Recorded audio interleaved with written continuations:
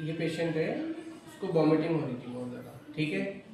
तो सबसे पहले क्या था, वॉमिटिंग में लगता है जनरली कि इसको जो है पेट से रिलेटेड कोई दिक्कत हो सकती है, इसलिए वॉमिटिंग होगी। हाँ, होती ज़्यादातर पेट से रिलेटेड है, मगर हमें हिस्ट्री लेनी है। जब उसकी हिस्ट्री लोगे तो पता चलेगा, क्योंकि सबसे पहले सेंट्रल नर्वस सिस्टम, हो सकता है इसको माइग्रेन होता हो सकता है इसको हाइड्रोसेफेलस हो सकता है इसको हेड इंजरी हुई हो, इसकी वजह से इसको उल्टी हो सकती है। दूसरा कार्डियोवास्कुलर सिस्टम, हो सकता है इसको हार्ट अटैक, मायोकार्डियल इन्फेक्शन वगैरह हुआ हो, उसकी वजह से भी वॉमिटिंग हुई हो। ठीक है। चौथा क्या होता है, ये मेटाबॉलिक, यानी कि इसका अगर सोडियम लेवल घट गया, हाइपोनेट्रियम की, तब भी उल्टी होती है। और हाइपर कैल्शियमिया, यानी कि कैल्शियम का लेवल की बॉडी में बढ़ेगा तब भी उल्टी हो जाएगी, होंगी।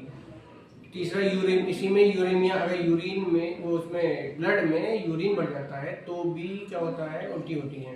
किसी को डायबिटिक कीटो एसिडोसिस हो जाती है तो भी उल्टी होती है, ठीक है। और उसके बाद क्या कि इन्हें ट्रामाडोल का इंजेक्शन लिया है, या हायर एंटीबायोटिक्स ली है, या फिर अल्कोहल ली है, या फिर कोई ऐसी जहरीली चीज़ ली तो भी उल्टी होगी।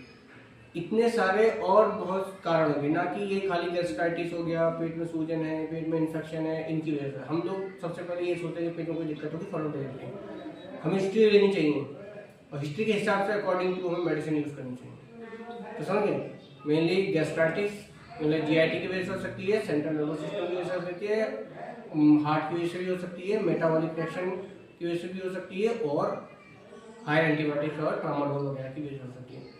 तो खाली उल्टी को वॉमिट एमिसाइड देने को मत सोचो कि वो होते हैं, हिस्ट्री जरूर लिया करो, उससे बेस्ट ट्रीटमेंट कर पाओगे आप, ठीक है। Okay, thank you.